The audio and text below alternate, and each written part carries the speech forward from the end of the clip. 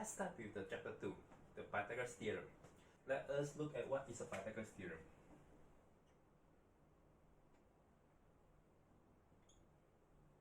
So as you know, it starts with a right angle triangle with the side line A, B, and C. And we have A squared plus B squared equals to C squared, right? Okay, now how are you going to prove this Pythagoras theorem? There are various ways to prove it. I will show you one of the methods. In order to prove Pythagoras theorem, let us have one copy of this A, B, and C. After which, let us extend this a little bit so that this is A. Then it becomes a square so that it can be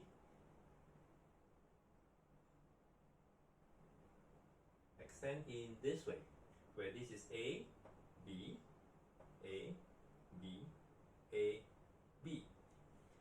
And you can see that this will be there will be a square inside it, and the square is of side length C. So what we can see here is that for this big square, the area of this big square will be A plus B squared. And it's made up of 4 small triangles, which you will have 4 multiplied with half AB. Don't forget that we actually, all of this is actually the area of a big square, so-called big square.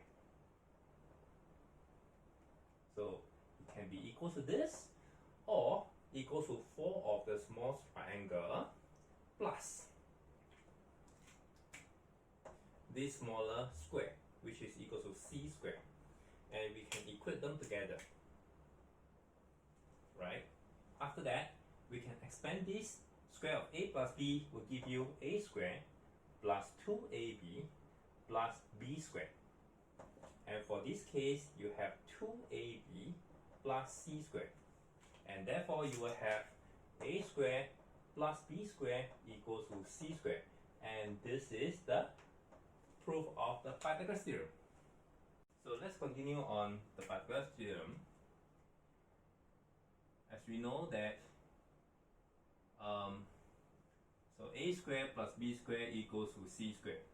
What are the possible A, B, and C? Well, we can have 3, 4, 5. Because 3 squared plus 4 squared equals to 25 equals to 5 squared, right? So after 3, 4, 5, we have 5, 12, 13, 7, 24, 25, 8, 15, 17, 9, 40, 41. In between there are like 6, 8, 10, 9, 12, 15. These 2 examples are actually is a multiple from the 3, 4, 5. So we do not include this here. Now, from this 5 example, we can see that except for this 3, 4, 5, 5, 12, 13, 7, 24, 25, 9, 40, 41. The first thing that you can observe is the smallest integer here is an odd number, and the other 2 is actually consecutive, right?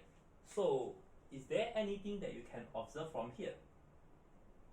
Well, what we can see here is what is the sum of these 2, right? So for example, for this one, 4 plus 5 is equals to 9. And you can say that 9 is equal to 3 squared. It's a square of the first number. 12 plus 13 is equal to 25. And it will be a square of the first term. 24, 25, it will be 49. And this is a square of 7. 40 plus 41 is 81, which is a 9 square, right? So with this, we can easily get or easily form a That is, you start with an odd number. Let's say the next one is 11. After which, you square it, you have 1 to 1. When you divide by it, you have 60.5. So you have 60 and 61, and so on and so forth. So in this case, we can form a lot of Pythagorean triple.